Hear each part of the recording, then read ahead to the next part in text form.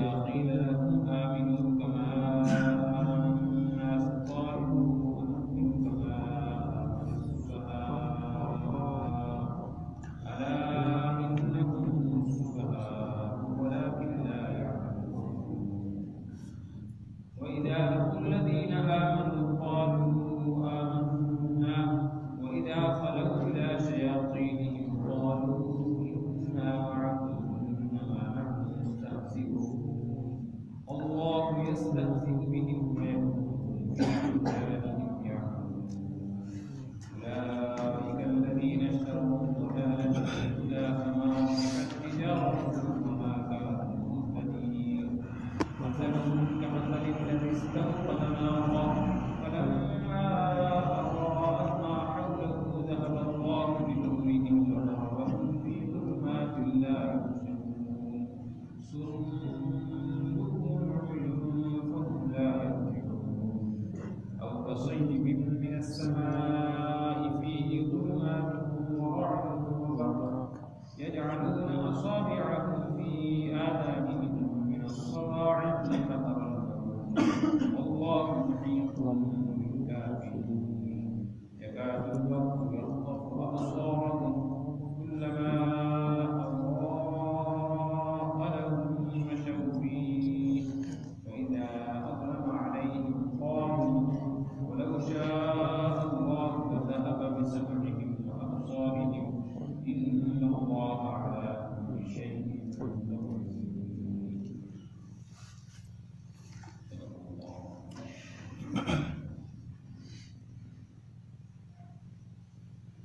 یہ سورہ بقرہ کی تیسرا آیت تلاوت کیا گیا ہے.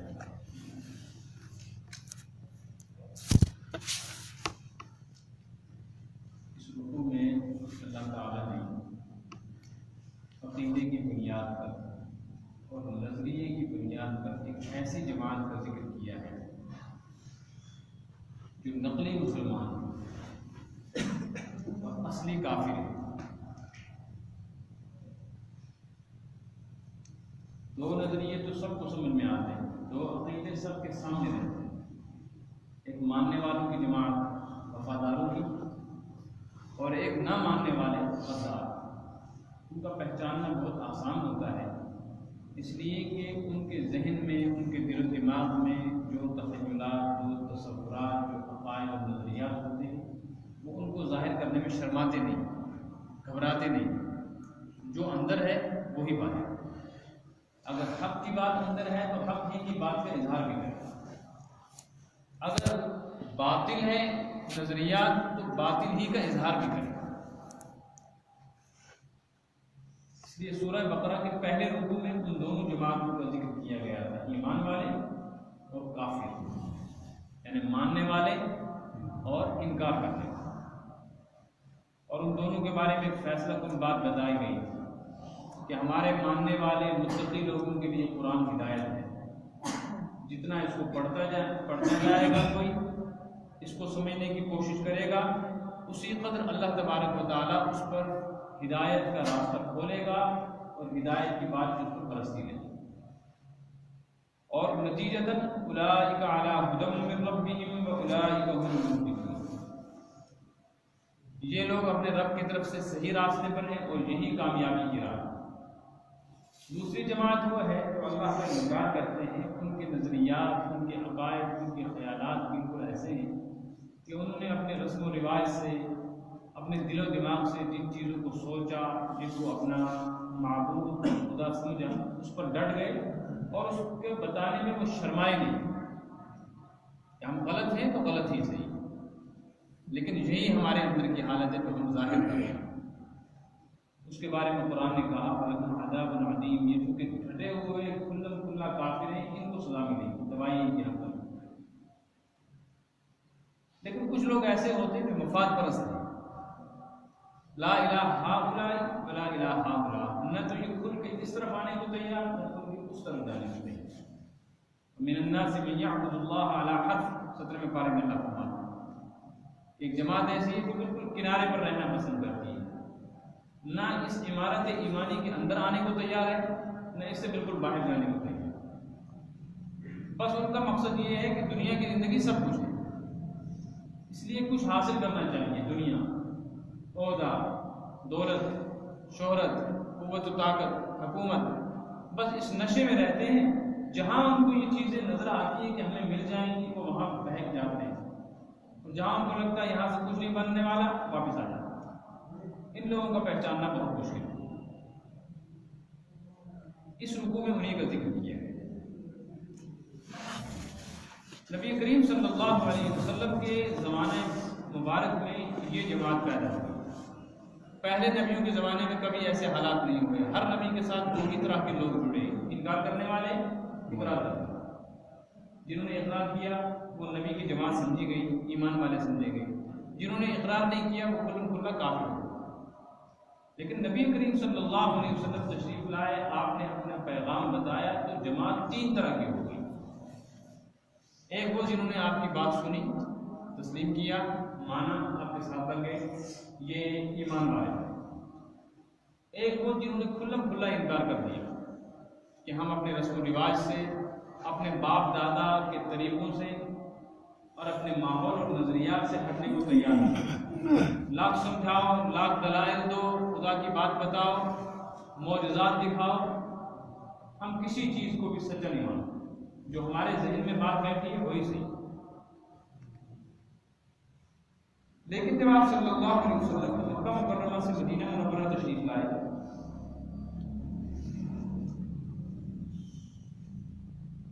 وہاں ایک مسئلہ یہ پیدا ہوا کہ آپ صلی اللہ علیہ وسلم کے تشریف لانے سے پہلے مدینہ منورہ کی جو بستی تھی، اس بستی میں مختلف برادریاں، مختلف قبیلے کے لوگ رہتے تھے، اور ان برادریوں کی آپس میں لڑائی جھگڑے فتنے فساد ہمیشہ چلتے رہتے. کسی ایک کو اپنا بڑا ماننے کو وہ لوگ تیار نہیں تھے. ہر برادری کا ایک بڑا تھا، جو فیصلہ وہ سناتا تھا اس ذات اور برادری کے لوگ اس کے فیصلے کو مانتے تھے. سون بورڈ، مقدم، نمبردار جیسے ہوتا ہے سرپنچ، دوسرے نہیں مانتے، وہ کہتے ہمارا تھوڑا ہی ہے. انہوں نے اپنا الگ ایک آدمی تیار کر کے رکھا. یہ کشمکش اور یہ ماحول کافی عرصے سے مدینہ منورہ میں چل رہی تھی. تو ایک بڑا تیز ترار آدمی وہاں رہتا تھا، یہودی تھا، اس کا نام تھا عبداللہ ابن ابی ابن سلول. یہ یہودی آدمی تھا اور پڑھا لکھا. اس نے جب مدینہ منورہ کے حالات دیکھے تو اس کے ذہن میں ایک بات آئی، یہ سیدھے سادے لوگ ہیں، لڑنے مرنے کا کام ہے، نہ ان کے پاس تعلیم، نہ ان کے پاس تہذیب، نہ ان کو اخلاق کا پتہ، نہ ان کو معاملات کا پتہ، کھانا پینا لڑنا یہ ان کا کام. ایسا کیوں نہ کیا جائے کہ ان کو آپس میں لڑا بڑھا کر کسی طرح میں سردار بن. لہٰذا اس نے یہ صورت اختیار کی کہ دو آدمیوں کو، ایک کو اس کے خلاف، اس کو اس کے خلاف لڑایا. کیونکہ راستہ یہی دیتا تھا، اس لیے اس کو پتا تھا ان کے لڑنے کی بنیادیں کیا ہیں. جب خوب لڑائی تیز ہو جاتی تھی، جنگ لگ جاتی تھی، پھر ان دونوں کو بلاتا تھا، ان کے درمیان صلح کراتا تھا. کہتا تھا تمہارے لیے صلح کی یہ ایک صورت. اس طرح آہستہ آہستہ آہستہ آہستہ مدینہ کے لوگوں میں اس کی محبت اور اس کی عظمت پیدا ہو گئی. اور ایک وقت ایسا آیا کہ مدینہ منورہ میں اکثر لوگ، وہاں کی اکثر آبادی اس بات پر متفق ہو گئی کہ اس وقت مدینہ منورہ میں اگر سب سے قابل، سب سے ذہین، سب سے عقل مند، سب سے ہوشیار اور سب سے بہترین انسان ہے وہ عبداللہ ابن ابی. اس نے جب یہ ماحول بنا لیا تو اب یہ اس تیاری میں تھا کہ کوئی ایسا پروگرام بنایا جائے، لوگوں میں ایسا انتشار پیدا کیا جائے اور لوگوں کو یہ بات بتائی جائے کہ جب تک تم کسی ایک آدمی کو اپنا بادشاہ، ذمہ دار، امیر نہیں سمجھو گے، نہیں بناؤ گے، اس وقت تک تمہارا یہ حال ایسا ہی رہے گا، تم لڑتے مرتے رہو. اس کے لیے اس نے کچھ اپنے افراد تیار کیے، کسی کو کھلا پلا کر، کسی کو نقد دے کر، کسی کو لالچ دے کر کہ اگر میں یہاں کا امیر بن گیا تو تم کو عہدہ دوں گا. اس طریقے پر اس آدمی نے اپنا ماحول بنایا. ادھر نبی کریم صلی اللہ علیہ وسلم کی نبوت اور آپ کی رسالت کی دعوت، پیغام مکہ مکرمہ سے پھیل کر باہر کی بستیوں میں نکلا تو مدینہ منورہ میں بھی یہ بات پہنچ گئی کہ محمد نام کا کوئی آدمی مکہ مکرمہ میں قریش خاندان کا اپنے آپ کو نبی کہتا ہے. صلی اللہ علیہ یہ دور چل ہی رہا تھا کہ ایک دم ہجرت کا حکم آیا اور آپ صلی اللہ علیہ وسلم نے مکہ مکرمہ سے مدینہ منورہ کی طرف ہجرت فرمائی اور آپ اچانک مدینہ منورہ پہنچے۔ جب سورج نکلتا ہے تو 1000 واٹ کے بلب کی بھی کوئی قیمت نہیں رہتی، تو آپ جو 0 وولٹیج کا بلب ہوگا اس کی کیا قیمت ہوگی؟ اس کو کون دیتے گا؟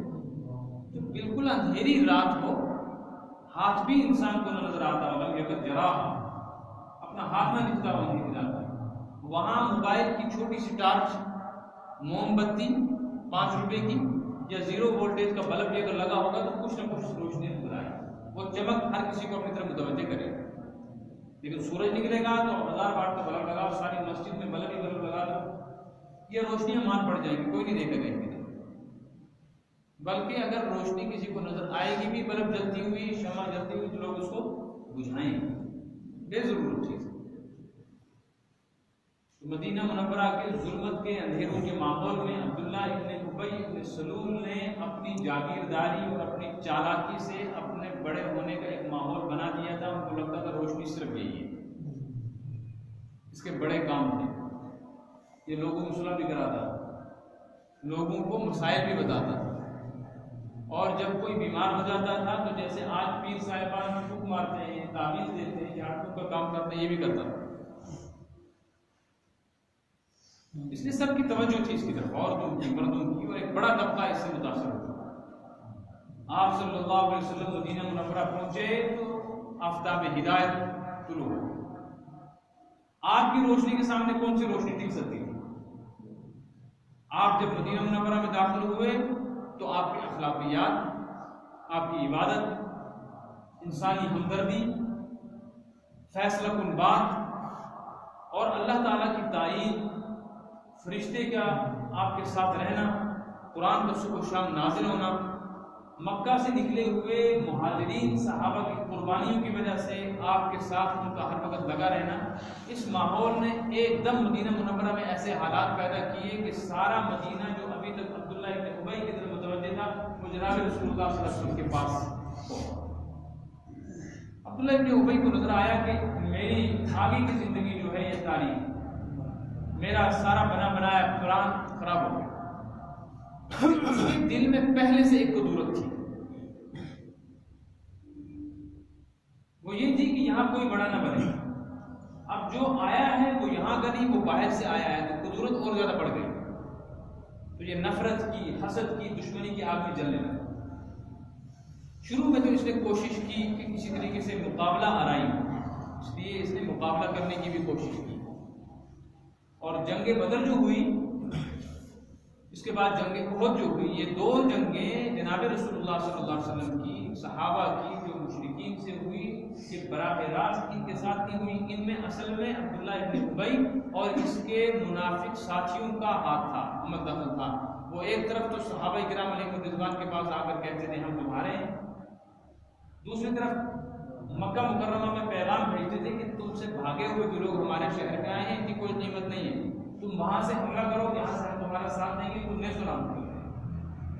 لیکن جب جنگ بدر میں ہزیمت اور شکست ہوئی مشرکین کو، اس سے ساری دنیا میں کفر کی کمر پھوٹی، تو اب یہ لوگ پریشان، اب یہ آئے اور انہوں نے آ کر حضور اکرم صلی اللہ علیہ وسلم کے پاس اپنے مسلمان ہونے کا اعلان کیا کہ ہم مسلمان۔ اس سے ان کو 2-3 فائدے ہوئے۔ ایک فائدہ یہ ہوا کہ اسلام کا شرعی قانون یہ ہے کہ اگر کوئی آدمی آ کر اسلام کا اعلان مجمع میں کر دے، کلمہ پڑھ دے، تو اس کی عزت، اس کا مال، اس کی جان یہ محفوظ ہو جائے گی، نہ اس کی جان پر حملہ کر سکتے ہو، نہ مال پر، نہ حصہ۔ تو ان کی جان و مال بچ گئی، ایک تو ان کو یہ فائدہ ہوا۔ دوسرا یہ فائدہ ہوا کہ جنگ بدر کے بعد فتوحات کھلی کہ صحابہ کرام علیہ رضوان کے لیے اللہ تعالیٰ نے دنیاوی وسعت کے راستے کھول دیے، مال غنیمت آیا، اسلام کی سرحدیں پھیلنے لگیں، جو معاشی اعتبار سے مسلمان کمزور تھے مدینہ منورہ میں، انہوں نے کچھ کام کاج شروع کیے، ان کے پاس کچھ سرمایہ آنے لگا، وہ تھوڑے مضبوط ہوئے، تو حضور اکرم صلی اللہ علیہ وسلم کے پاس بھی کبھی کبھی مال جمع ہو جاتا تھا، صدقے کا، خیرات کا، امداد کا، تو آپ غربا میں، مسکینوں میں، محتاجوں میں اس کو تقسیم کرتے تھے. یہ لوگ بھی فقیر بن کے آ جایا کرتے تھے، یہ یہودی، اور آ کر اپنے مسلمان ہونے کا اعلان کرتے تھے اور ضرورت کی چیزیں لے کر چلے جائے گا. تو اب ان کے ذہن میں یہ بات آ گئی کہ اگر ہم نے کھلم کھلا ایمان والوں کی، نبی کریم صلی اللہ علیہ وسلم کی مخالفت کی تو اب مقابلہ کرنا مشکل ہے. اس لیے کوئی ایسی صورت اختیار کرو کہ کھلم کھلا تو مخالف نہ بنو، پیٹھ پیچھے حالات بگاڑنے کی کوشش کرو، انتشار و اختلاف پیدا کرو. البتہ سامنے جاؤ تو مسلمان بن کر رہو تاکہ تم کو کچھ فائدہ حاصل. یہ جو نئی جماعت شروع ہوئی، اس جماعت کا نام قرآن نے رکھا منافق. کیا نام رکھا؟ منافق. نبی کریم صلی اللہ علیہ وسلم کو فرشتے کے ذریعے سے مطلع دیا گیا تھا کہ کون کون شخص منافق ہے. آپ صلی اللہ علیہ وسلم سب جانتے ہیں، لیکن عام صحابہ کو پتہ نہیں چلتا تھا اس مجمع میں منافق کون ہے، مومن کون ہے. اس لیے کہ وہ آتے تھے، وہ حضور کی مسجد نبی میں نماز بھی پڑھتے تھے، قرآن پاک بھی سیکھتے تھے، قرآن پاک سنتے بھی تھے، اور آپ صلی اللہ علیہ وسلم کی مجلس میں بیٹھ کر مسائل معلوم بھی کرتے تھے. آگے پیچھے چلنا پھرنا، دوڑنا پھرنا، یہ سارے کام تھے جیسے مسلمان کرتے. اس لیے دھوکہ دینے کی کوشش کرتے تھے مسلمانوں کو کہ ہم تمہارے جیسے، اور ان کا مقصد تھا یہاں رہ کر ان کی کمزوریاں بھی معلوم ہو جائیں گی، کیونکہ مسجد میں کھلے عام جناب رسول اللہ صلی اللہ علیہ وسلم دین سے متعلق ہر چیز بیان کرتے تھے، جہاد کے احکامات بیان کیے جاتے تھے. مسلمانوں کو جن چیزوں کی ضرورت ہوتی تھی ان چیزوں کا اظہار ہوتا تھا، ان کو معلوم ہوتا تھا ان کی کمزوریاں کیا ہیں. تو یہ چاہتے تھے کہ اسی چیز کو بنیاد بنا کر کوئی فیصلہ کن حملہ کرے اور مسلمانوں کو ہمیشہ کے لیے ختم کر دیں. اس موقع کی تلاش میں یہ لوگ ادھر بھی آتے تھے، ادھر بھی جائیں. کبھی کبھی ان کی کوئی بات شک و شبہ کی مسلمانوں کو معلوم ہو جاتی ہے کہ یہ آدمی ہماری مجلس میں آتا تو ہے لیکن اس کی حرکتیں کچھ مشکوک ہیں. جیسے نماز پڑھنے کے لیے کوئی آدمی مسجد میں آئے، پابندی سے آئے، لیکن اس کے بارے میں یہ شکایت ہو کہ یہ رکوع میں نہیں جاتا. جب امام صاحب سجدے میں جاتا ہے، سب لوگ سجدے میں جاتے ہیں، اس وقت مسجد میں دائیں بائیں دیکھتا رہتا ہے. تو اس سے مسلمانوں کے مجمع میں شک و شبہ پیدا ہو ہی جائے گا یہ کون ہے. اس طرح کی ان کی کچھ حرکتیں اور کچھ باتیں ایسی تھیں جن سے کچھ مسلمانوں کو شبہ ہو. اس لیے مسلمانوں کو کہا کرتے تھے تم اگر مسلمان ہو تو پھر تم یہ بتلاؤ کہ تم سچے مسلمان ہو یا کچے مسلمان ہو. وہ کہتے تھے اس کا کیا مطلب ہے؟ تو صحابہ کہا کرتے تھے ہمیں تمہاری کچھ حرکتوں پر شک ہوتا ہے، تم ہمارے پاس آتے ہو، کبھی کبھی تم ہم سے اٹھتے ہو یہودیوں کے پاس چلے جاتے ہو، اگر تم ہمارے آدمی ہو ان کے پاس بھی جاتے. کل ہم یہاں تھے، ہم نے تم کو فلاں یہودی کے ساتھ دیکھا، فلاں کافر کے ساتھ دیکھا، تو اس سے یہ گھبراتے تھے اور کہتے تھے نہیں ایسا کچھ نہیں ہے، تم کو غلط فہمی ہوئی، ہم تو تمہارے ہیں، تمہارے پاس آتے ہیں، تمہارا کلمہ پڑھتے ہیں، ہم تو ایمان لاتے ہیں. البتہ چونکہ وہ ہمارے محلے کے لوگ ہیں، ہمسائے ہیں، رشتے دار ہیں، اس لیے مجبوری ہے ہمیں ان کے پاس بھی جانا پڑتا ہے، اور ہم اصل میں تمہارے ایمان والوں کے لیے ایک راستہ بنا. صحابہ پوچھتے تھے کیا راستہ بنا تھا؟ وہ کہتے تھے دیکھو تمہارا دین ہمارے شہر میں نیا ہے، نئی بات جب سامنے آتی ہے انتشار پیدا ہو جاتا ہے. تو ہم چاہتے ہیں اس نئے دین کی وجہ سے جو اختلاف اور انتشار پیدا ہونا، ہم اپنے شہر میں یہ نہیں چاہتے، ہم چاہتے ہیں امن و امان. اس لیے ہم تمہارے متعلق جا کر اپنے بستی اور محلے والوں یہودیوں کو کہتے ہیں کہ دیکھو تم بھی اہل کتاب ہو، تم بھی ایک نبی کو مانتے ہو، حضرت موسیٰ کو، تم بھی تورات کو مانتے ہو، یہ محمد بھی اللہ کا نبی ہے، ان پر بھی کتاب نازل ہوئی قرآن، تو وہ بھی نبی یہ بھی نبی، تمہارے پاس بھی ایک کتاب، ابو بکر عمر کے پاس بھی ایک کتاب، تم آپس میں لڑو مت، آپس میں مل جل کے رہو، چھوٹی چھوٹی باتوں پر لڑائی مت کرو. ہم تو یہ صلح صفائی کرتے ہیں. یہ مسلمانوں کو یہ کہا، اس پر یہ آیات نازل ہوئیں اور اللہ تبارک و تعالیٰ نے ان منافقوں کا حال کھول کے بیان کیا. ان کی رسوائی ہوئی کہ کفر میں جو آدمی کھلم کھلا ہے وہ تو مرد ہے، میدان میں اترا ہے چاہے ہار گیا، لیکن کون اترے گا میدان میں؟ مرد اترے گا. کہ وہ ہارے، دنیا بھی گئی آخرت بھی گئی، لیکن وہ کافر مجاہر ہے، کھلم کھلا کافر، اس کی حیثیت مرد کی ہے چاہے وہ ہاری جائے. لیکن تمہاری حیثیت تو عورتوں کی ہے کہ عورت کھل کے کبھی بات نہیں کہتی، تو چھپ چھپا کے اپنے راز رکھتی ہے.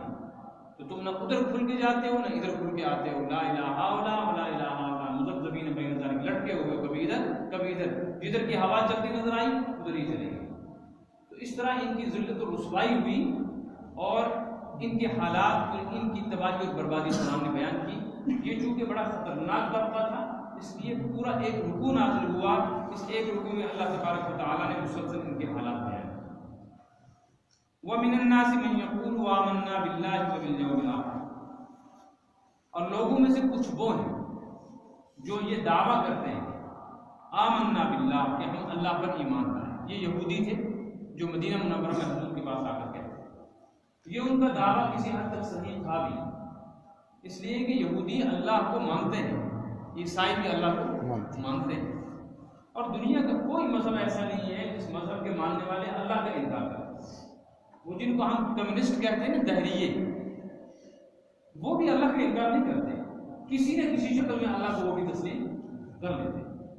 البتہ یہ جو کہتے تھے نا آمنا باللہ، ہم اللہ پر ایمان لائے، تو یہ ان کا یہ کہنا اور وبالیوم الآخر، ہم آخرت کے دن پر یعنی قیامت پر ایمان لائے، ان کی اس بات کے کہنے کے دو مطلب.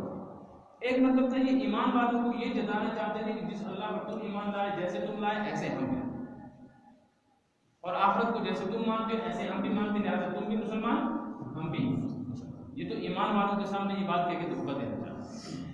اور کچھ ان میں سے یہ بات اس لیے کہا کرتے تھے، وہ سمجھتے تھے جس خدا کی محمد رسول اللہ صلی اللہ علیہ وسلم دعوت دے، موسیٰ نے بھی، عیسیٰ نے بھی اس خدا کی دعوت دی، ہم تو پہلے اس کو مان رہے ہیں، اور یہ اللہ کی کتاب لے کے آئے ہیں قرآن، تو ہم بھی اللہ کی کتاب مانتے ہیں، تورات اور انجیل، تو ہم بھی تو مومن ہوئے. پھر ہم میں اور ان میں فرق کیا ہوا؟ ہمیں کیا ضرورت پڑی ہے اپنے نبی کو چھوڑ کر اس نبی پر ایمان لائیں، اپنی کتاب کو چھوڑ کر نئی کتاب کو مانیں؟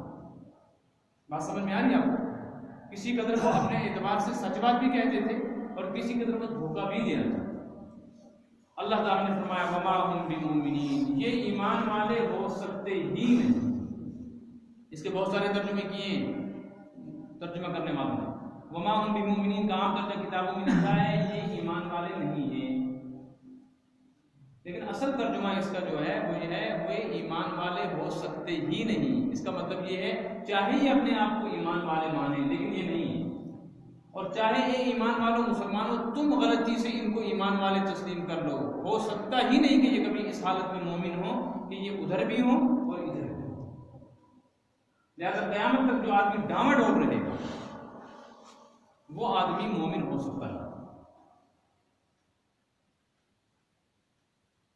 اب یہ جو آ کر کہتے ہیں کہ ہم تمہارے ساتھ ہیں، یخادعون اللہ، یہ اللہ کو دھوکہ دینا چاہتے ہیں. اس کا ترجمہ لکھنے والوں نے ترجمہ لکھا ہے یخادعون اللہ، یہ اللہ کو دھوکہ دیتے نہیں، اللہ کو دھوکہ دینا چاہتے ہیں. والذین آمنوا، اور ایمان والوں کو دھوکہ دینا چاہتے ہیں، اپنی ان حرکتوں سے ان باتوں سے چاہتے ہیں ان کو دھوکہ دے کر ہم ان کو یہ بتاتے ہیں کہ ہم تمہارے جیسے مسلمان ہیں. اس لیے کہ اللہ کو کوئی دھوکہ دے سکتا ہی نہیں، اور ایمان والے کو بھی کوئی دھوکہ نہیں دے سکتا. حدیث میں المؤمن لا یخدع ولا یخدع، مومن نہ کسی کو دھوکہ دیتا ہے نہ کسی سے دھوکہ کھاتا ہے. اس لیے مومن ہوشیار ہوتا ہے، المؤمن غر کریم، سیدھا سادہ بن کر رہتا ہے لیکن بے وقوف نہیں ہوتا. مومن ہوشیار ہوتا ہے. ہوشیار ہونے کا مطلب یہ ہے کہ وہ نفع اور نقصان کو سمجھتا ہے. اس لیے ساری دنیا جو آواز لگاتی ہے مومن اس آواز کا انکار کرتا ہے کہ نہیں یہ نہیں، جو قرآن کہہ رہا ہے یہ بات صحیح ہے. اب ساری دنیا اس پر تانا کسے، اس کو الزام دے، بہتان لگائے، بے وقوف کہے، اس پر کوئی فرق نہیں پڑتا، اس لیے کہ دھوکے میں آتا بھی نہیں، دھوکہ دیتا بھی نہیں. وما يخدعون الا انفسهم، یہ جو دھوکہ دینا چاہتے ہیں اللہ اور اللہ کے بندوں کو، اصل میں اس دھوکے کی آڑ میں اپنے آپ کو دھوکے میں ڈال رہے ہیں. کیسے دھوکہ دینے اپنے آپ کو؟ ایسے دھوکہ دے رہے ہیں کہ یہ تو دنیا کے مفاد کے لیے یہ سب کچھ کر رہے ہیں، اور دنیا کا مفاد جیسا ان کو ملنا چاہیے ایسا مل نہیں سکتا، کیونکہ ایک راز کھلنے والا ہے، اور آخرت کی تباہی اور بربادی ان کے مقدر میں ہے. تو جس چیز کے لیے یہ سب کچھ کر رہے ہیں وہ چیز پھر بھی حاصل نہیں ہو رہی تو دھوکہ ہوا کہ نہ ہوا. اور ایمان والوں کو دھوکہ دینا چاہتے تھے نقصان پہنچانے کے لیے، اور ان کو نقصان پہنچ نہیں سکتا، لہٰذا ان کی یہ چال بھی ناکام ہو گئی. وما یشعرون، اس لفظ کا مطلب سمجھیں. وما یشعرون کا ترجمہ ہے اور یہ سمجھتے نہیں ہیں، یہ باشعور نہیں ہے.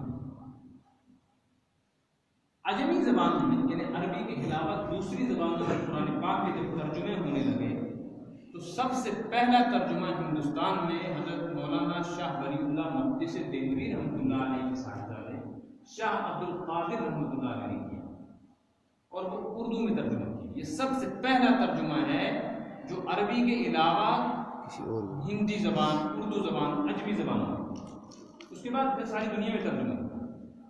اس سے پہلے عربی قرآن پاک کا ترجمہ عربی میں ہی ہوتا تھا، عربی میں ہی تفسیر لکھی جاتی تھی، اردو میں ترجمے نہیں ہوتے۔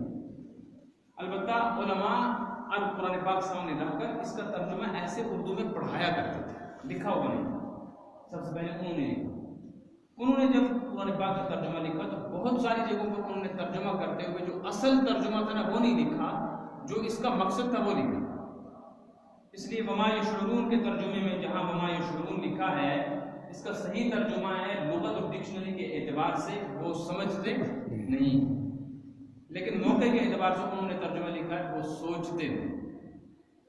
اب ترجمہ ہوا، یہ لوگ اللہ اور اللہ کے نیک بندوں یعنی ایمان والوں کو دھوکہ دینا چاہتے ہیں، حالانکہ یہ اپنے آپ کو دھوکہ دے رہے ہیں۔ وما یشعرون، تو یہ سوچنے کو بھی تیار نہیں ہے پاگل کہ ہم کر کیا رہے ہیں۔ اگر سوچتے تو ان کو بات سمجھ میں آ جاتی۔ اس کا نقصان کیا ہوا؟ اس کا نقصان یہ ہوا فی قلوبہم مرض، ان کے دل کے اندر پہلے سے ایک بیماری تھی، اور مرض سے مراد ہے یہاں کفر کی بیماری، حسد کی بیماری، پیغمبر کی دشمنی کی بیماری، ایمان والوں کے خلاف نفرت کی بیماری۔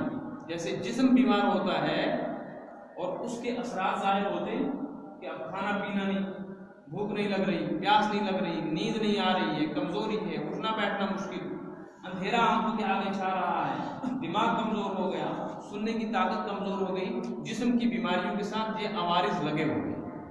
اسی طرح انسان کا دل بھی بیمار ہو جاتا ہے، دل کی بیماری ہے حسد، بغض، کینہ، نفرت، عداوت، دشمنی، کفر اور بدعقیدگی۔ تو یہاں مرض سے مراد ہے دل کا مرض، فی قلوبہم مرض، دل کا مرض، اور دل کے مرض سے یہی برائیاں ہونا۔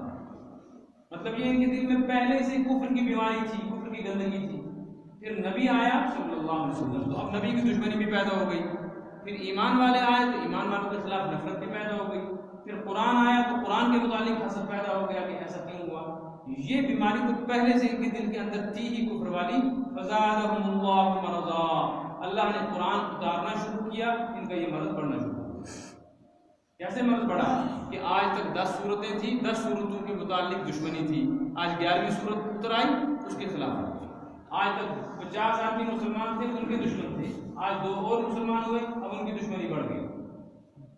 آج تک حضور اکرم صلی اللہ علیہ وسلم کے خلاف ان کے دلوں کے اندر کینہ حسد تھا کہ ان کی پذیرائی اور مقبولیت کیوں ہو رہی ہے، آج ایک اور بستی مسلمان ہو گئی، آج ایک اور شہر تک ان کی بات پہنچی۔ تو دن بدن ایمان والوں کے حالات ٹھیک ہوتے جاتے ہیں، ان کے دل کا کفر، ان کے دل کی نفرتیں اور حسد بڑھتے جاتے ہیں، اور جس کے دل کی بیماریاں بڑھتی چلی جائیں گی۔ وَلَهُمْ عَذَابٌ أَلِيمٌ بِمَا كَانُوا يُكْذِبُونَ، ان کے لیے عذاب ہے علیم۔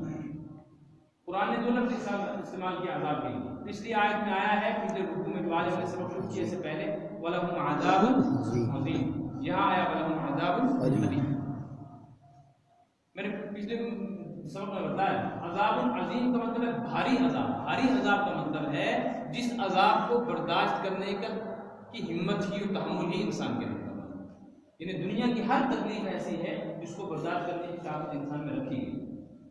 قتل ایک تکلیف ہے، قتل میں گلا کٹتا ہے، تو یہ قتل کی تکلیف جو ہے نا، اس کی طاقت انسان کے اندر موجود ہے کہ وہ قتل ہونے کی جو تکلیف ہے اس کو برداشت کرتا ہے تھوڑی دیر کے لیے، جتنی دیر جان نہیں نکلتی۔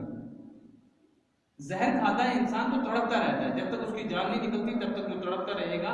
ہے تکلیف بہت بڑی، لیکن اس بڑی تکلیف کو برداشت کرنے کی طاقت ہے، اسی لیے 2 منٹ 4 منٹ جی لیتا ہے زہر کھا کے، گھنٹے 2 گھنٹے بھی انسان جیتا ہے، 1 گھنٹے میں، اور اللہ بچائے لا علاج بیماریوں میں مبتلا ہو جاتا ہے، ہاتھ جل گیا، کمر ٹوٹ گئی، پاگل ہو گیا، ہاتھ پیر کٹ گئے، تو پھر بھی انسان جیتا ہے۔ ان تکلیفوں کو برداشت کرنے کی ایک طاقت اللہ نے انسان کے اندر چھپا کر رکھی ہے، لیکن آخرت کی جو تکلیف ہے اس کو فرمایا عذاب عظیم، اس کو برداشت کرنے کی طاقت ہم نے رکھی ہی نہیں۔ ایسی تکلیف ہے، ایسی سی۔ اور جہاں آیا وَلَهُمْ عَذَابٌ عَلِيمٌ، تو علیم علم سے بنا، علم الف لام اور میم۔ علم کہتے ہیں درد، کہتے ہیں بڑا المناک حادثہ پیش آیا۔ سنا ہے آپ نے المناک؟ المناک کا مطلب ہے دردناک، بڑا المناک دردناک واقعہ پیش آیا۔ تو علم عربی زبان کا لفظ ہے، الف سے اس کا مطلب ہے درد، علیم کا مطلب ہے درد والا، درد والا۔ عذاب علیم کا مطلب ہوگا وہ عذاب، وہ سزا جو درد والی ہے۔ اس پر ایک سوال ہے، سوال یہ ہے کہ ہر سزا میں درد ہے، پھر قرآن نے یہ کیوں کہا وہ درد والی سزا ہے؟ آخرت کی سزا میں تکلیف ہے، درد ہے، اس کا کیا مطلب؟ ہر تکلیف میں درد ہی ہوتا ہے۔ اس کا مفسرین نے جواب دیا کہ آخرت کا جو عذاب ہے وہ عذاب دنیا کے عذاب کی طرح نہیں، وہ عذاب ایسا ہے کہ خود وہ عذاب اپنی وجہ سے پریشان ہے، جس کو وہ ہوگا اس کا تو جو حال ہوگا سو ہوگا، خود عذاب پریشان ہے۔ جیسے جہنم کے بارے میں ایک روایت میں آیا ہے کہ جہنم کو اللہ تعالیٰ نے جلایا، اتنا جلایا اتنا جلایا اتنا جلایا کہ جہنم جب بہت زیادہ گرم ہو گئی تو اس نے اللہ پاک سے درخواست کی کہ پروردگار تو نے مجھے اتنا جلایا کہ اپنی آگ سے اپنے خود جلنے لگے، لہٰذا مجھ کو تو ٹھنڈا ہونے کی اجازت دے۔ تو حکم ہوا ٹھنڈا ہونے کی اجازت دے، تو اس نے کہا پروردگار پھر مجھے اتنی اجازت دے کہ کم از کم میں ایک سانس تو لے سکوں۔ تو اللہ تعالیٰ نے جہنم کو ایک سانس لینے کی اجازت۔ اسی طرح اللہ پاک نے جہنم کے ایک حصے کو ٹھنڈا کیا، بہت زیادہ ٹھنڈا کیا، جیسے جس کو کہتے ہیں طبقہ زمہریر، اتنا ٹھنڈا کیا کہ جہنم کا وہ حصہ ٹھنڈک کی وجہ سے خود سردی محسوس کرنے لگا۔ تو اس نے اللہ تعالیٰ سے کہا کہ پروردگار تو نے مجھے اتنا ٹھنڈا کر دیا ہے کہ اب میں اپنی اس ٹھنڈک کی وجہ سے خود پریشان ہوں، مجھے تھوڑا سا گرم ہونے کا موقع دے۔ اللہ تعالیٰ نے فرمایا اس کی اجازت دے۔ تو اس نے کہا پروردگار پھر مجھے اتنی اجازت دے کہ میں کم از کم ایک سانس کو لے سکوں۔ فرمایا ہاں اس کی اجازت۔ تو جہنم کے دو طبقے، ایک طبقہ ہے جس کو آگ کے ذریعے سے گرم کیا گیا، اتنا گرم کیا گیا کہ جہنم اپنی آگ سے خود جلنے لگی اور اس نے درخواست کی کہ مجھ کو ایک سانس لینے دے تاکہ میں اندر کی گرمی باہر نکالوں۔ جہنم کے ایک حصے کو ٹھنڈا کیا گیا، اتنا ٹھنڈا کیا گیا کہ اس ٹھنڈک کی وجہ سے جہنم خود ٹھٹر گئی اور اس نے کہا پروردگار مجھے ایک سانس لینے کی اجازت دے۔ تو فرمایا ہاں تم کو ایک سانس لینے کی اجازت دے۔ روایت میں آتا ہے جہنم نے ایک گرم سانس لیا اور ایک ٹھنڈا سانس لیا۔ حدیث میں آیا قیامت تک روئے زمین میں جو 6 مہینے گرمی ہے یہ جہنم کے اس ایک سانس کا اثر ہے، اور جو 6 مہینے تک ٹھنڈک ہوتی ہے، طوفانی چلے کران سائبیریا کے جو علاقے ہیں ان کے اندر بالکل وہ برف رائس جم جاتی ہے، تو یہ اس جہنم کے ایک ٹھنڈے سانس کا اثر ہے کہ قیامت تک روئے زمین پر لوگ سردی سے ٹھٹرتے ہیں۔ تو جہاں ایک سانس میں ایسی حدت گرمی ہے، اس جہنم کو خود اپنی سزا سے، اپنی عذاب سے خود تکلیف محسوس ہو رہی ہے۔ جس انسان کو جہنم میں ڈالا جائے گا اس کو کیا ہوگا؟ وَلَهُمْ عَذَابٌ أَلِيمٌ، اور وہ عذاب دردناک ہے۔ دردناک کا مطلب ہے کہ ایسا عذاب ہے، خود وہ عذاب اپنے آپ سے پریشان ہے، تو جس کو اس عذاب میں مبتلا کیا جائے گا اس کو کیا ہوگا؟ اس لیے ایک روایت میں آیا ہے، وہ ضعیف روایت ہے لیکن ایک روایت میں آیا ہے کہ جہنم میں جہنمی کو ڈالنے کے بعد اگر اسے نکال کر دنیا کی آگ میں ڈال دیا جائے تو اسے نیند آ جائے گی۔ گویا جہنم کی آگ کے مقابلے میں دنیا کی آگ ایسے ہے جیسے جلتی ہوئے کڑاکے کی دھوپ سے کوئی آدمی پریشان کر اے سی میں آ جاتا ہے اس وقت۔ بما کانوا یکذبون، یہ سزا کیوں ہے ان کے لیے؟ اس وجہ سے کہ وہ جھوٹ کہتے تھے، جھوٹ بولتے نہیں تھے، جھوٹ اصل ترجمہ کیا ہے یکذبون کا؟ جھوٹ بولتے تھے، لیکن شاہ صاحب نے اس کا ترجمہ کیا جھوٹ کہتے تھے۔ یہ ترجمہ اس لیے کیا کہ ہر جھوٹ بولنے والے کی یہ سزا نہیں ہے۔ یہاں جھوٹ سے مراد ہے کفر کو چھپانا اور جھوٹ میں اپنے ایمان کا اقرار۔ وہ جو جھوٹ کہتے تھے ایک بات میں، عادی مجرم نہیں، یہ صرف ایمان کے بارے میں، نظریات کے بارے میں جھوٹ بولنا، یہ جو جرم ہے اس کی سزا ہے کہ ہمیشہ ایسے دردناک سزا مبتلا۔ ان منافقوں کا حال یہ ہے، وَإِذَا قِيلَ لَهُمْ لَا تُفْسِدُوا فِي الْأَرْضِ، کبھی کبھی ان کی وجہ سے حالات بگڑتے تھے، یہ جا کر یہودیوں کو کچھ کہتے تھے، مسلمانوں کو کچھ کہتے تھے، پھر جب بات نکلتی تھی تو دو طبقے آپس میں لڑتے تھے، ان کا مقصد بھی یہی تھا۔ پھر جب پتہ چلتا تھا کہ یہ لڑائی کس کی وجہ سے ہوئی تو مسلمانوں کو پکڑتے تھے کہ بدبختو، یہاں بیٹھتے ہو ہمارے پاس اور بیٹھ کر ہم سے باتیں سنتے ہو، وہاں جا کر محلے میں بتاتے ہو، مسلمانوں کی اور یہودیوں کی آپس میں لڑائیاں کرواتے ہو، انتشار کرتے ہو، فتنہ فساد پھیلاتے ہو۔ اذا قیل لهم لا تفسدوا في الارض، جب ان سے کہا جاتا ہے زمین میں فساد نہ پھیلاؤ، فتنہ نہ کرو، لڑائی جھگڑے نہ کرواؤ، قالوا انما نحن مصلحون، تو جواب پتہ ہی کیا دیتے ہیں؟ کہتے ہیں نہیں ہم کہاں لڑائی کرواتے ہیں، ہم تو اصل میں صلح کروانے کے لیے سب کچھ کرتے ہیں۔ ہم ان کے پاس جا کر کہتے ہیں یہ بھی اللہ کے بندے ہیں، ان پر بھی وہی نازل ہوتی ہے، ہمارے موسیٰ بھی اللہ کے بندے تھے، ان پر بھی وحی نازل ہوتی تھی، ان پر بھی کتاب نازل ہوئی، ان پر بھی کتاب نازل ہوتی ہے، تم دونوں ایک جیسے ہیں، لڑو مت۔ ہم تو یہ بات کہتے ہیں، ہم کہاں سے لڑائی کروا رہے ہیں؟ منافق کا یہ حال ہوتا ہے، بستی میں دیکھو اس کی بات جا کر اس کی بات کہے گا، اس کے بعد جا کر اس کی بات کہے گا، دونوں کو لڑوائے گا اور دونوں کو لڑانے کے بعد کہے گا میں تو صلح کرا رہا ہوں۔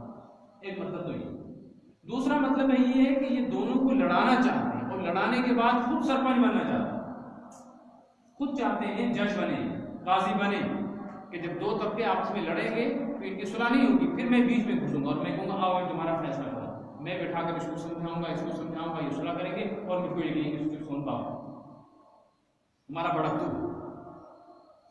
لہٰذا ہماری بستی کا لیڈر، ہماری جماعت کا قائد، ہمارے علاقے کا امین تو، لہٰذا میری امانت قائم ہے۔ قالوا انما نحن مسلمون، اللہ فرماتے ہیں بکواس کرتے ہیں، الا انہم هم المفسدون، بکواس ہے ان کا، ہرگز ایسا نہیں ہو سکتا، یہ پکے فسادی لوگ ہیں، ولکن لا یشعرون، لیکن بے شعور ایسے ہیں کہ سمجھتے نہیں، سوچتے نہیں ہم کر کیا رہے ہیں۔ بھلا ایسا ہو سکتا ہے کہ ایک کی بات دوسرے کو بتاؤ، اس کی بات اس کو بتاؤ، پھر صلح ہو؟ یہ کیسے ممکن ہے؟ یہ تو انتشار کی اور اختلاف کی صورت۔ حدیث پاک میں آیا ہے آیت المنافق الثلاث، منافق کی 3 نشانیاں ہیں، ان میں سے ایک نشانی یہ ہے اذا حدث کذب، جب بھی بات کرے گا جھوٹ بولے گا، اذا وعد اخلف، جب بھی کسی سے وعدہ کرے گا وعدہ توڑ دے گا، واذا اؤتمن خان، اگر اس پر کوئی بھروسہ کر کے امانت رکھ دے، کوئی راز کی بات بتا دے تو برداشت نہیں کر سکتا، امانت میں خیانت کرے گا، راز لوگوں کے سامنے کھول دے گا۔ ایک حدیث میں یہ 3 چیزیں ہیں۔ ایک اور حدیث میں آیا وَإِذَا خَصَمَ فَجَرَ، ایک نشانی منافق کی اور ہے، اگر اس کا کسی سے جھگڑا ہو جاتا ہے، لڑائی ہو جاتی ہے تو یہ گالی پر اتر آتا ہے، ماں بہن کی گالیاں دے گا، پرانی غلطیاں جو ہیں ان کے تانے دے گا، تو ایسا تھا، تیری ماں ایسی تھی، باپ ایسا تھا، یہ تانے دے گا، یہ منافق کی نشانی ہے۔ فرمایا جس میں ان 4 میں سے ایک نشانی ہو وہ 1 درجے کا منافق، جس میں 2 ہو وہ 2 درجے کا، جس میں 4 ہو وہ پکا منافق۔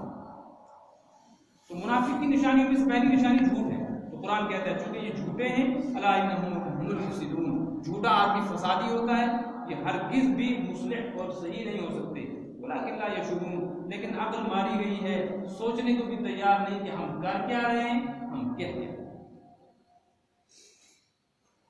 وَإِذَا قِيلَ لَهُمْ آمِنُوا كَمَا آمَنَ النَّاسُ قَالُوا أَنُؤْمِنُ كَمَا آمَنَ السُّفَهَاءُ أَلَا إِنَّهُمْ هُمُ السُّفَهَاءُ وَلَكِنْ لَا يَعْلَمُونَ۔ یہ جو آیت ہے، اس آیت میں اللہ تبارک و تعالیٰ نے حضرت نبی کریم صلی اللہ علیہ وسلم کے ساتھیوں حضرات صحابہ کے درجات بیان کیے، اور جو لوگ صحابہ کی شان میں گستاخی کرتے ہیں، ان کو برا بھلا کہتے ہیں، ان کو عام انسانوں جیسا سمجھتے ہیں، ان کی غلطیوں اور جرموں کو غلطی اور جرم کہتے ہیں، اللہ تعالیٰ نے ایسے نالائقوں کو جواب دیا ہے صحابہ کی طرف سے کہ تم چپ رہو، میں جواب دوں گا، میں تمہارا وکیل ہوں۔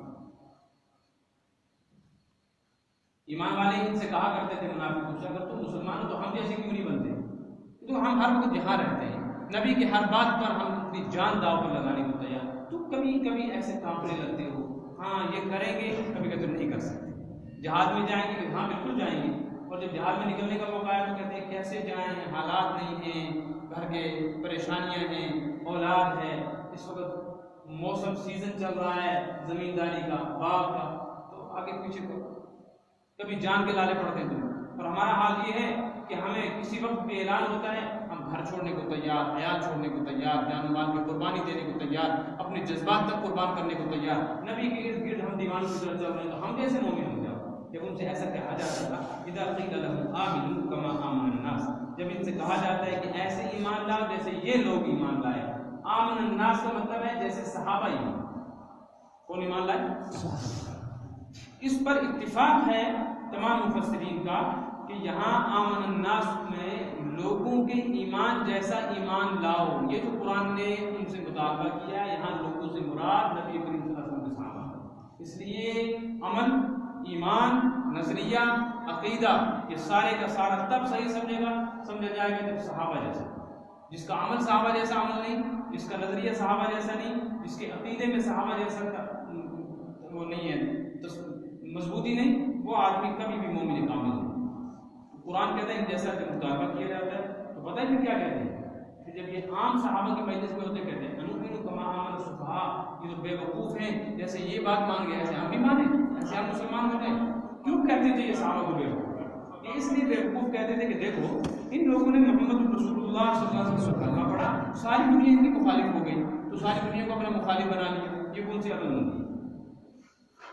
گھر بار چھوٹ گیا, مکہ جیسا شہر چھوٹا, یہ کون سی عقل مندی؟ ماں باپ نے ان کو الگ کر دیا, یہ کون سی عقل مندی ہے؟ دوست دشمن ہو گئے, کاروبار چھوٹ گیا, زمین زراعت ہاتھ سے گئی, گھر بار گیا, مسافرت کی حالت میں پردیسی کی طرح یہاں حضرت صلی اللہ علیہ وسلم کے پاس بیٹھے ہوئے ہیں, پہننے کے لیے پورا کپڑا نہیں, پھٹے ہوئے پیبند لگے ہوئے لباس پہنے ہیں, کھانے کو کچھ نہیں ہے, سوکھی روٹی کے ٹکڑے کھاتے ہیں, بھوک اور پیاس سے یہ تڑپ رہے ہیں. تو یہ کون سی عقل مندی ہے جو بے وقوفی ہے کہ کلمہ پڑھ کر ساری دنیا کو اپنا دشمن کر لیا؟ ہمیں نہیں دیکھتے ہم کیسے ہیں, ہم ادھر آتے ہیں تو کہتے ہیں تمہارے ہیں, ادھر جاتے ہیں تو کہتے ہیں تمہارے, وہاں بھی لڈو کھاتے ہیں, یہاں بھی برفی کھاتے ہیں. ہم تو یہاں سے بھی فائدہ, وہاں سے بھی. ان سے کہا جاتا ہے یہ نہ کرو, یہی کرو جو ہم کر رہے ہیں. کہتے ہیں انؤمن کما آمن السفہاء. سفہاء صفن سے بنا, صفن اس سے بنا صفی. صفی کہتے ہیں بے وقوف کو, بے شعور کو, نالائق کو, جو کہیں چلنے والا نہیں, ڈر انسان. کہتے ہیں چھپکا, یہ آدمی کسی کام کا ہی نہیں, بالکل نالائق مت. ایسے ہم عقل مند ہیں, ہم دنیا کے ساتھ چلنا جانتے ہیں. اللہ تعالیٰ نے فرمایا صحابہ سے, حضور سے تم جواب نہیں دیں, میں جواب دوں, اس لیے کہ تم جواب دو گے تو شاید یہ اتنا مشہور نہ ہو. میں جو جواب دوں گا قیامت تک یہ جواب زبان پر رہے. فرمایا الا سنو سنو, کون فرما رہا ہے؟ الا سنو انہم ہم السفہاء. یہ عربی گرامر کے اعتبار سے آپ دیکھو, ان آیا نا, ان کا مطلب ہے بے شک, ہم کا مطلب ہے یہی, پھر دوبارہ آیا ہم, بالکل یہی, اور الا کا معنی ہے سنو سنو بے شک یہی, اور یہی لوگ ہیں سفہاء بے وقوف. جاب تاکید کے ساتھ فرمایا کہ کوئی مانے نہ مانے, اللہ فرماتا ہے یہی بے وقوف, یہی نالائق ہے, یہی ناقابل ہے, یہی احمق ہے. ولکن لا یعلمون, مگر ان کو اپنی بے وقوفی کا بھی پتہ نہیں کہ ہم کر کیا رہے ہیں. ایک تو ہوتا ہے انسان بیمار ہو, اس کو اپنی بیماری کا پتہ ہو. ایک انسان ہے جو کچھ آتا نہیں, لیکن اسے معلوم ہے مجھے یہ نہیں آتا, تو وہ کام کو نہیں بگاڑے گا زیادہ, وہ دوسرے کی مدد لے لے گا. اور جو اناڑی بھی ہو اور کھلاڑی بننے کی کوشش کرے, آتا بھی کچھ نہ ہو اور سمجھتا ہو کہ میں سب سے بڑا ماہر ہوں, تو یہ نہ کسی کو کرنے دے گا نہ خود کام بنائے گا, تو بگاڑ کے رکھے گا. ماہر یہ نہیں ہوگی. لا یعلمون, ان کا حال یہ ہے ان کو نہ دوسروں کا کچھ پتا نہ اپنا کچھ پتا. یہی دنیا کا حال ہے کہ قیامت تک دنیا کا مفاد سامنے رکھ کر چلنے والے لوگ وہ دوسروں کو بے وقوف سمجھتے ہیں. جیسے آج تانا لگتا ہے کہ تم مولوی بن کے کیا کرو گے, مفتی اور حافظ بن کے کیا کرو گے, پھر کس سے بنو گے تم بھاگے کہ پینٹ لگاؤ, داڑھی مونڈو, نالی میں ڈالو, اپنی بیٹیوں کے بچوں کے پردے ہٹا دو, ان کو غیر مسلموں کی شباہت دے دو, مرد عورتوں کی شکل اختیار کر لیں, داڑیاں مروا دیں, اور عورتیں بال کٹوا کر مردوں جیسے بن جائیں. مرد اس میں لمبے لمبے لباس پہنے, پینٹیں اتنی زبردست ہوں کہ میونسپل کارپوریشن کی جھاڑو کی طرح پورے شہر میں صفائی کرتی جائیں, اور عورتوں کے پجامے ان کے گھٹنے سے بھی اوپر چڑھنے لگ جائیں. اس کو لوگوں نے ترقی اور عقل مندی سمجھا کہ قرآن کا ایک لفظ پڑھنا نہ آتا ہو اور انگریزی پڑھنا, انگریزی بولنا ان کو یہ نہ سمجھ میں آئے کہ رکعات کتنی ہیں, طلوع غروب کا مسئلہ کیا ہے, طواف کے اشواط کتنے ہیں, زکوٰۃ کے لیے شریعت نے جو قانون بنایا ہے اس کی مقدار کتنی ہے, یہ تو کچھ پتہ نہیں, لیکن 1 2 3 اور میتھ کے ماہر ہیں. اس کو وہ کامیابی سمجھتے, پیسہ کمانا جانتے ہیں, اس کو انہوں نے بنیاد سمجھا ہے. ساری قربانی اسی کے لیے, رشتے دینے ہیں تو انہیں لوگوں کو, ان کو سمجھ بھی نہیں آتی ہم کر کیا رہے ہیں. یہ اللہ تعالیٰ نے فرمایا الا انہم هم السفہاء, یہ نالائق محض لوگ یہی بے وقوف ہیں جن کو صحابہ کا تک سمجھ میں نہیں آیا. تم نے دیکھا کہ صحابہ کتنے بڑے مالدار تھے, کتنے بڑے زمیندار تھے, لیکن اللہ کے رسول کا کلمہ پڑھ کے سب چیزوں کو تج دیا, انہوں نے سب کو لات مار دی, انہوں نے بھوک پیاس فقر و فاقہ تنگی مصیبت اور یہ سختیاں برداشت کی, اس لیے چمکے.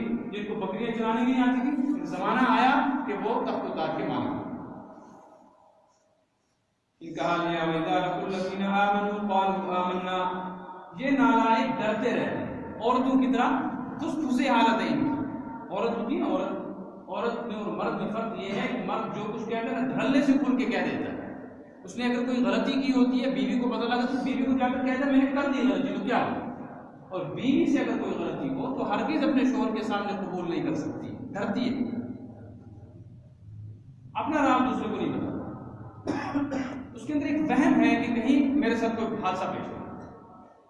ان کا حال بھی یہی ہے منافق کافروں سے بھی بدتر ہے. اذا لقوا الذین آمنوا جب ایمان والوں کے پاس آتے ہیں ان کے قریب لگ کر کہتے ہیں قالوا آمنا ہم تو تمہارے جیسے ایمان والے ہیں. کیوں کہتے ہیں؟ کہ شاید کچھ مل جائے, کوئی روٹی ٹکڑا مل جائے, کوئی فائدہ حاصل ہو جائے. وَإِذَا خَلَوْا إِلَىٰ شَيَاطِینِهِمْ جب اپنے شیطانوں کے پاس, شیطانوں سے مراد ہے اپنے بڑے, ان کے جو بڑے ان کے پاس جاتے ہیں تو وہ پوچھتے تم ہمارے پاس کیوں آئے, تم تو ابھی مسلمانوں کے ساتھ تھے. کہتے ہیں آپ کو سمجھ میں نہیں آتی ہم کیوں گئے تھے مسلمانوں کو, ہم گئے تھے ان کے حالات معلوم کرنے کے لیے, راز دیکھنے کے لیے, اور ایسے ہنسی مذاق کرتے تھے, ٹھٹا کرتے تھے ان کا, ان کو بیوقوف بناتے تھے. انا معکم ہم تو تمہارے ہیں, تمہارے تھے, تمہارے ساتھ. اصلی تو تمہارا نہ کھل کے ان کے ساتھ, ان کے ہاں بھی شک و شبہ, نہ کھل کے ان کے ساتھ. مسلمانوں کو شک و شبہ ہے کہ یہ ہمارے نہیں, اور کافروں اور یہودیوں کو شک و شبہ ہے کہ یہ ہمارے نہیں. تو تسلسل کی حالت میں زندگی گزارتے ہیں. وہاں سے کچھ مل گیا, ادھر ہاتھ پھیلا دیا, یہاں سے کچھ مل گیا, ادھر سے ہاتھ پھیلا دیا, ان نے دور کر دیا تو کتے کی طرح یہاں سے بھاگ گئے, انہوں نے دھتکار دیا تو وہاں سے بھاگ. یہ زندگی ہے ان کی ساری زندگی. جس دنیا کے لیے یہ کچھ کر رہے ہیں اس دنیا نے ان کو کتنا ذلیل و رسوا کر کے رکھا ہے کہ نہ صبح ہے نہ شام, نہ دن ہے نہ رات. جس سکون کے لیے, جس سرمایہ جمع کر رہے ہیں, جس رات اور دن کی چین کے لیے انہوں نے دنیا کو اپنے سامنے رکھا ہوا ہے, ساری دنیا کا ساز و سامان, گھر بار, زمین, اسباب, کاروبار, پیسہ, دولت جمع ہو کر ان کو ڈھنگ کی سکون کی نیند نہیں آتی, پیٹ بھر کے کھانا نہیں کھا سکتے, بیماروں کی طرح کھانے ان کے اللہ تعالیٰ نے بند کر رکھے ہیں کہ یہ کھانا بند, یہ کھانا بند, یہ کھانا بند. ان کی دولت اور سرمایہ سے دوسرے کھا رہے ہیں, ان کے لیے پرہیز ہے. اپنے یہاں ایسے عشرت کا سامان ہے, عالیشان بسترے ہیں, خواب کے کمبل ہیں, لیکن نیند نہیں آتی, اور ساری رات تڑپ تڑپ کے بستروں میں گزار دیتے. جس دنیا کے لیے سب کچھ کیا تھا اس دنیا نے ان کو کیا دیا؟ یہ تو دنیا کا حال ہے. اور چونکہ دنیا کے پیچھے لگ کر دین نہیں حاصل کیا تھا, لہٰذا قبر میں جائیں گے تو وہاں بھی سولی پہ لٹکیں گے, اور قیامت میں پھر تو وہاں ہمیشہ کی تباہی پر. لہٰذا وہ دوسروں کا مذاق اڑانے کے لیے اپنے آپ کو اس طرح چلاتا ہے, وہ کسی کا مذاق نہیں اڑاتا, وہ اپنا مذاق خود بناتا. اللہ یستہزئ بہم, یہ لوگ ایمان والوں کا مذاق اڑانا چاہتے ہیں. اللہ فرماتے ہیں اللہ ان کے ساتھ مذاق کا معاملہ, اللہ بھی مذاق کرتا ہے, اللہ مذاق کرتا ہے. مطلب یہ اللہ ان کے ساتھ ایک ایسی تدبیر چل رہا ہے کہ وہ تدبیر خود ان کے لیے مذاق بن گئی, کہ اللہ تعالیٰ ان کو مہلت دے رہا ہے کہ جاؤ تم مسلمانوں میں بیٹھے ہو تو جاؤ وہاں سے کچھ لینا ہے وہاں سے لے لو, یہاں غیروں کے پاس آنا ہے تو یہاں سے لے لو. جیسے آج کل لوگ ہیں کہ ساری زندگی بے دینی میں گزری, لیکن شب برات میں, شب قدر میں, جمعرات میں, عید کے دن, رمضان میں دیندار کے ساتھ تھوڑی دیر لگ جاؤ, یہ ان کی جو برکت ہے, ان کی آمین ہے, اس میں میرا بھی حصہ لگ جائے. اور جہاں مسجد سے باہر نکلے تو مسجد سے باہر نکل کر نہ خدا ہے نہ رسول ہے. خدا بھی تو آئے مسجد میں, رسول بھی قرآن میں, مسجد میں. جیسے مسجد میں کہتے ہیں شور مت کرو, خدا سے مکار. یہاں کون ہے؟ خدا سے. یہاں اگر کسی کا 150 روپے گرا ہوتا ہے نا, کہتے ہیں یہ 100 روپے کس کا ہے؟ مسجد کے باتھ روم میں ملا تھا. یہ گھڑی کس کی ہے؟ مسجد کے باتھ روم میں ملی تھی. اگر اس کو چھپائیں گے تو کچھ پوچھا خدا سے. اور یہ نماز پڑھ کے باہر نکلتا ہے تو یہ اپنا 100 روپے کا جوتا رکھ کر دوسرے کا 2000 کا لبرٹی کا جوتا اٹھا کے بھاگ جاتا ہے. اس کو پتا ہے خدا کہاں بیٹھا ہوا ہے, محراب میں. کیا مطلب باہر کی دوگلی پالیسی, منافقوں والی پالیسی. اللہ فرماتے ہیں اس طرح یہ کر رہے ہیں, میں بھی ان کے ساتھ ایسا کر رہا ہوں. اور ان قریب جب میں رسی کھینچوں گا تو ہکے بکے ہو کر رہ جائیں گے. ایسے رسوا ہوں گے کہ نہ ایمان والوں میں ان کو جگہ ملے گی نہ اپنوں میں ان کو جگہ ملے گی. جہاں بھی یہ مجرم سمجھے جائیں گے وہاں بھی. اور پھر ایسا ہی ہوا کہ جب منافقوں کے حالات کھل کر سامنے آ گئے تو ان کو یہودیوں نے بھی دھکے دیے کہ تم ہمارے نہیں ہو, اور ان کو مسلمانوں کے پاس بھی جگہ. ایک مطلب تو یہ. دوسرا مطلب یہ ہے, ایک حدیث میں آیا ہے, جو منصور میں ایک حدیث ہے کہ قیامت کے دن اللہ تبارک و تعالی جنت کے دروازوں پر فرشتوں کو کھڑا کرتا ہے, اور ان منافقوں کو آواز دے گا فرشتہ کہ آؤ ادھر, یہ دروازہ ہے جنت کا. تو توڑ کر جائیں گے. جب دروازے کے پاس ہونے کے دروازہ بند ہو جائے گا تو بس ان کے لیے مذاق کریں گے, سب ہنسیں گے کیا ہوگا. پھر دوسرے دروازے سے آواز لگے گی ادھر آؤ, تو بھاگیں گے اس دروازے کی طرف. جب وہاں پہنچیں گے تو دروازہ بند کر دیا جائے گا. پھر لوگ ہنسیں گے ایمان والے. تو آج ان کا مذاق بنا رہے ہیں, کل ایمان والے ان پر جلتے ہیں. تیسرا مطلب سورہ تحریم کے آخر میں 28ویں پارے میں آ رہا ہے کہ ایمان والے جب پل صراط کو پہنچیں گے تو پل صراط جہنم کے اوپر ایک پل ہے جو ہر کسی انسان کو عبور کرنا ہے. 500 سال چڑھنا ہے, 500 سال چلنا ہے, 500 سال اترنا ہے. چڑھنا 500 سال, چلنا 500 سال, اترنا 500, 1500 سال کا سفر. بال سے زیادہ باریک ہے, تلوار سے زیادہ سخت ہے.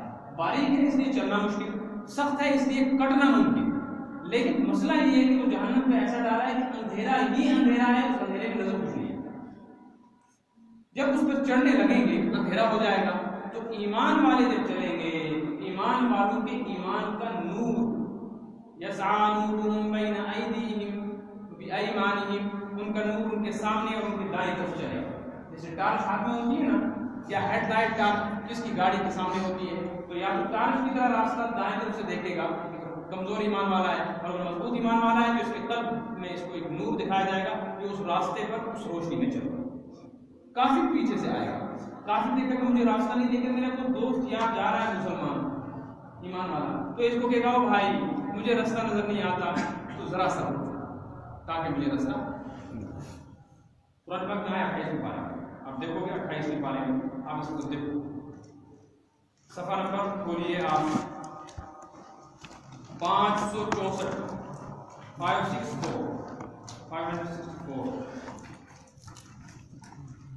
قد سمع اللہ کا آخری صفحہ.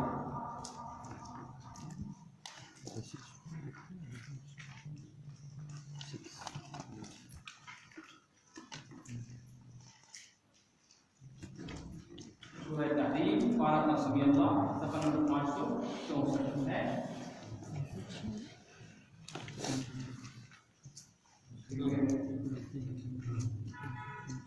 28 کا پارہ 564 اردو میں ٹوپی کتنی لکھی ہوئی ہے مسلمانوں کو معلوم نہیں چاہیے, 1 2 3 4 1 2 3 4 پہ ہونا چاہیے.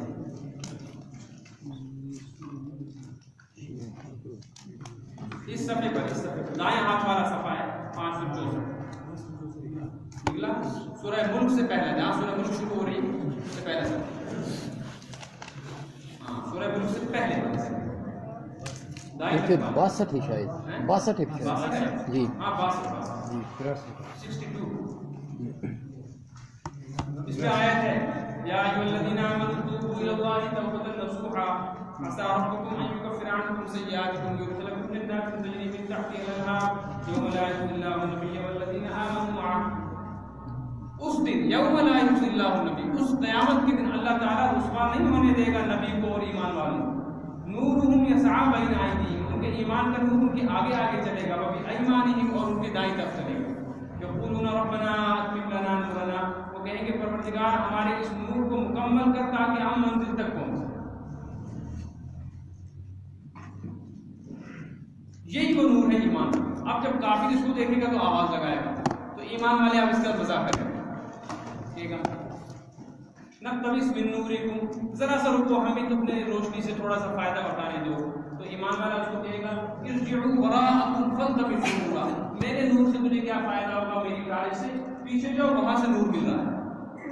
پیچھے جانے کا مطلب ہوگا ایمان والے کا کہاں پیچھے, دنیا میں جاؤ, کہ تم ایمان کے بغیر آئے ہو, دنیا میں جاؤ, ایمان لاؤ تب روشنی ہو. اور یہ منافق کیا سمجھے گا, پیچھے کا مطلب ہے جہاں سے ہم نے اسٹارٹ کیا ہے چڑھنا وہاں جائیں, اب یہ پیچھے کی طرف مڑے گا, اتنی دیر میں یہ ایمان والا آگے چلا جائے گا, نہ پیچھے راستہ نظر آئے گا نہ آگے آدمی رہے گا, تو یہ گر کے کس میں جائے گا, جہنم. اس وقت ہنسی مذاق اڑائیں گے ایمان والے کے, دیکھو دنیا میں ہمیں بیوقوف بناتے تھے, اب پتہ لگا آج بن. وَيَمُدُّهُمْ, اللہ ان کو مہلت دیتا ہے, فِي طُغْيَانِهِمْ يَعْمَهُونَ, یہ اپنی نافرمانی میں اندھے بنے چل رہے ہیں, ان کو کچھ سمجھ میں نہیں آتا کہ ہم کرتے کیا ہیں. اولئک الذین اشتروا الضلالۃ بالہدی, یہ وہ بدبخت ہیں جنہوں نے ہدایت کے آ جانے کے بعد پھر سودے بازی کی, ہدایت کو چھوڑ دیا.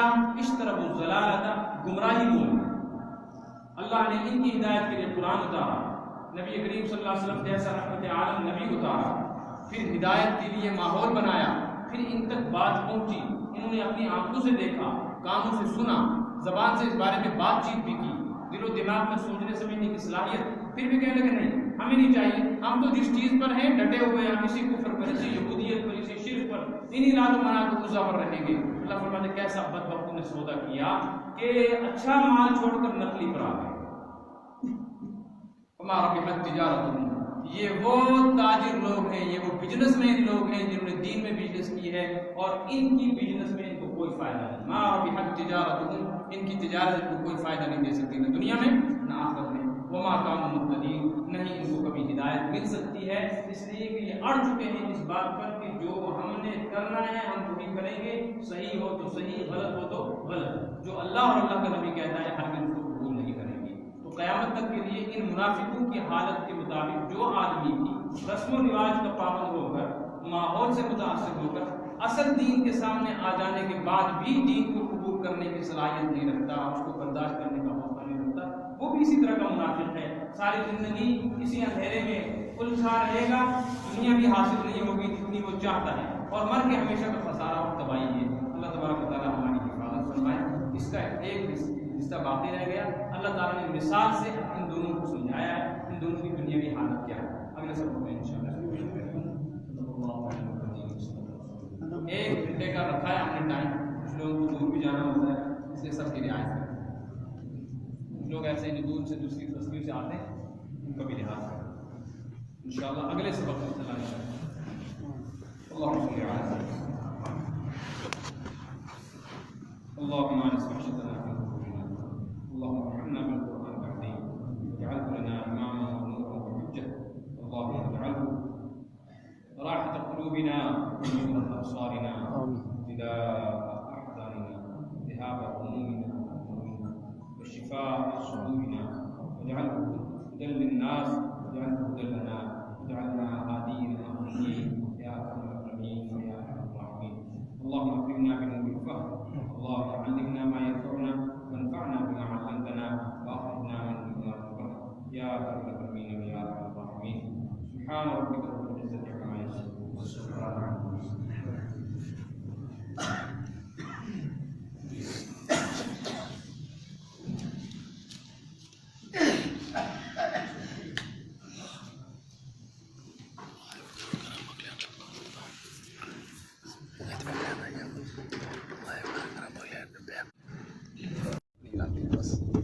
دوسروں کو کہیں کہ کریں.